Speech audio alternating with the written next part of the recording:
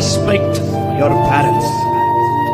தகப்பனையும் தாயையும் கல்யாணம் ஆனாலும் சரி ஆகாட்டியும் சரி, கல்யாணம் ஆகி நீ அம்மா வீட்டுக்கு போயிருந்தாலும் சரி, இல்ல கூட்டு குடும்பமா இருந்தாலும் சரி, உன் தகப்பனையும் தாயும் கனம் பண்ணு. உங்க அப்பா அம்மா போன் பண்ண உடனே எடுத்து அப்பா அப்பா வை வை வை வை சொல்லாத. உங்க அம்மா போன் பண்ணி எங்கடா இருக்க, அம்மா வை வை வை சொல்றேன்ல ஃப்ரெண்ட்ஸ் கூட இருக்கேன்னு சொல்லாத. கனப்படுத்து. போன் பண்றாங்களா பைக்கை நிறுத்தி சொல்லுங்கம்மா என்ன பண்றீங்க, சாப்பிட்டீங்களா கேளு. உன்னை விசாரிக்கிறாங்கல்ல. உனக்கு ஒரு பிரச்சனைனா உன் ஃப்ரெண்ட்ஸ் வர மாட்டான், உன் குடும்பம் தான் வரும்.